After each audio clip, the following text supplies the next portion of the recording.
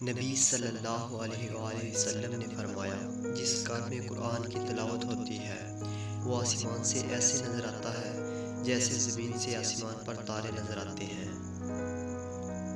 किस्मत पहले ही लिखी जा चुकी है, तो दुआ करने से क्या मिलेगा? क्या पता किस्मत में लिखा हो कि दुआ से ही सब कुछ मिलेगा। सब कहने की बातें हैं, कोई किसी का दुख नहीं समझता सिवाय अल्लाह ताला की ज़ात की।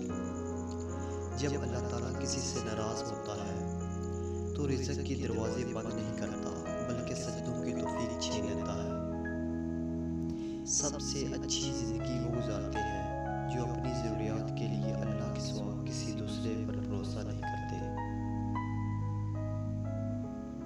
चार चीज़ों को चार चीज़ों से धोया करो, ज़ुबान को ज़िक्र से, आँखों को आंसुओं से, गुनाहों को इस्तिग़फ़ार से और दिल को अल्लाह ताला के खौफ से। लोगों के साथ नेकी करते रहो, इस इंतज़ार में नहीं कि वो तुम्हारी नेकी लुटाएंगे, बल्कि इस अक़ीदे के साथ अल्लाह नेकी करने वालों को पसंद करता है।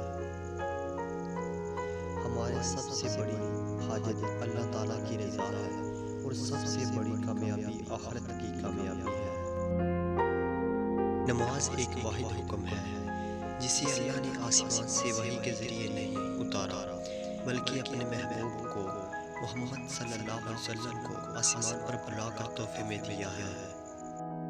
बहुत अच्छा लगता है तुझसे मांगना मेरे अल्लाह, सारी ज़िंदगी मुझे किसी का मोहताज न बनाना। मोमिन के लिए हर वो दिन ईद का है जिस दिन वो कोई गुनाह ना करे। दिन में रिज़्क़ तलाश करो और रात में इसे तलाश करो जो रिज़्क़ देता है।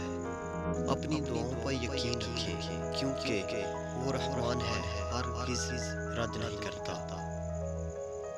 नहीं मैं मुहताज दुनिया का, एक तेरे सिवा या रब, मेरे सजदों को कबूल कर ले मेरी सांस टूटने से पहले।